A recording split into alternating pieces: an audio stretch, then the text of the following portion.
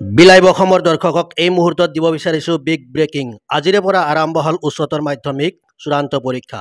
পৰীক্ষাত অৱতীৰ্ণ হ'ব মুঠ ৩,06,925 গৰাকী পৰীক্ষাৰ্থী। এইবাৰ প্ৰথমবাৰৰ বাবে সৰ্বাধিক সংখ্যক পৰীক্ষাৰ্থী অৱতীৰ্ণ হ'ব উচ্চতৰ মাধ্যমিক চূড়ান্ত পৰীক্ষাত। বৰপেটা জিলাৰ ভক্তৰবাস্থিত হৰেন্দ্ৰ চিত্ৰা কনিষ্ঠ মহাবিদ্যালয় পৰীক্ষা কেন্দ্ৰটোত চৰকাৰী নীতি নিৰ্দেশনাৰ মাজেৰে আৰম্ভ হয় পৰীক্ষা। হৰেন্দ্ৰ চিত্ৰা কনিষ্ঠ মহাবিদ্যালয় কেন্দ্ৰটোত মুঠ 409 গৰাকী পৰীক্ষাৰ্থী অৱতীৰ্ণ হ'ব পৰীক্ষাত। কটকটীয়া নিৰাপত্তা বেষ্টনীৰ মাজেৰে ভিতৰত প্ৰৱেশ কৰিবলৈ দিয়া হয় শিক্ষাৰ্থীক। আমি পুনৰ কৈছোঁ, আজিৰে পৰা আৰম্ভ হ'ল উচ্চতৰ মাধ্যমিক চূড়ান্ত পৰীক্ষা। পৰীক্ষাত অৱতীৰ্ণ হ'ব মুঠ ৩,06,925 গৰাকী পৰীক্ষাৰ্থী। এইবাৰ প্ৰথমবাৰৰ বাবে সৰ্বাধিক সংখ্যক পৰীক্ষাৰ্থী অৱতীৰ্ণ হ'ব উচ্চতৰ মাধ্যমিক চূড়ান্ত পৰীক্ষাত। বৰপেটা জিলাৰ ভক্তৰবাস্থিত হৰেন্দ্ৰ চিত্ৰা কনিষ্ঠ মহাবিদ্যালয় পৰীক্ষা কেন্দ্ৰটোত চৰকাৰী নীতি নিৰ্দেশনাৰ মাজেৰে আৰম্ভ হয় পৰীক্ষা। হৰেন্দ্ৰ চিত্ৰা কনিষ্ঠ মহাবিদ্যালয় কেন্দ্ৰটোত মুঠ 409 গৰাকী পৰীক্ষাৰ্থী অৱতীৰ্ণ হ'ব বুলি জানিবলৈ দিয়ে। কটকটীয়া নিৰাপত্তা বেষ্টনীৰ মাজেৰে ভিতৰত প্ৰৱেশ কৰিবলৈ দিয়া হয় পৰীক্ষাৰ যিটো প্ৰচেষ্টা সেইটো ঠিকেই আছে, বৰ্তমানলৈ ঠিকেই দেখা গৈছে। এতিয়া ল'ৰা ছোৱালীবিলাকৰ উৎপাতটো বেছি হয় পৰীক্ষাৰ সময়ত, গতিকে আউট অফ কণ্ট্ৰল হৈ যায়। গতিকে তথাপিও আমি আমাৰ ফালৰ পৰা সম্পূৰ্ণ চেষ্টা চলাইছোঁ এইবাৰ পৰীক্ষাটো সুকলমে পাৰ হ'ব। অনাগত বছৰত যেনেকৈ পৰীক্ষাটো চলি আছে এইবাৰো সুকলমে পাৰ হ'ব। আমাৰ পৰা ডিচি ছাৰে আমাক ষ্ট্ৰিক্টলি অৰ্ডাৰ দিছে, গতিকে এই বছৰ পৰীক্ষাটো আমি সুকলমে চলাই নিয়াৰ তৎপৰতাৰে চেষ্টা চলাইছোঁ। কেইগৰাকী পৰীক্ষাৰ্থী মুঠ 450 মান হ'ব।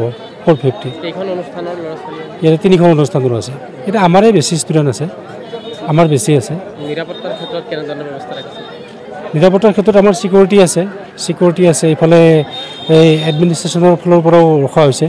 আমাৰ ছিনিয়ৰ কলেজৰ ছাৰ বাইদেউসকলকো ৰখা হৈছে আৰু বাহিৰা মানুহ অলপ নিয়োগ কৰা হৈছে।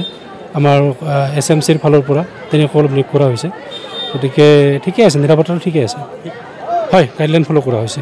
এই ডিচি ছাৰৰ সেই মাৰি দিয়া হৈছে। আপোনালোকক আন্তৰিক ধন্যবাদ জ্ঞাপন কৰিছোঁ। 2025 চনৰ উচ্চতৰ মাধ্যমিক বিদ্যালয়ৰ চূড়ান্ত বাৰ্ষিক যিটো পৰীক্ষা, আজি প্ৰথম দিন। গতিকে আজি যদিও উলহ-মালহ আপোনালোকে চাইছে, গতিকে আমাৰ তৰফৰ পৰা নিয়ম শৃংখলা বজাই ৰাখি ছিষ্টেমেটিক হিচাপে আমি কেইজনমান বাইদেউ ৰাখিছোঁ, ছোৱালীখিনিক চেক দি আছে আৰু আমাৰ তৰফৰ পৰা কিছুমান শিক্ষক আমি নিযুক্তি কৰিছোঁ, তেওঁলোকে ল'ৰাক চেক দি আছে। এইখিনি ব্যৱস্থা যথেষ্ট আছে।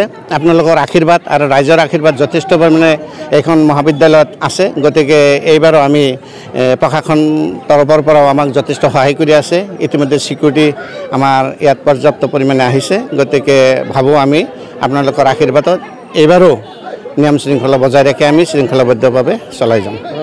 নতুন পদ্ধতি আমি কিছুমান প্ৰশাসন তৰফৰ পৰা আমি কিছুমান নিৰ্দেশ পাইছোঁ। সেইমৰ্মে আমি সেই নিৰ্দেশ অনুযায়ী প্ৰত্যেকটো নিৰ্দেশ আমি সুকলমে পালন কৰাৰ কাৰণে আমি চেষ্টা কৰি আছোঁ আৰু সেইমতে আমি চলাই আছোঁ।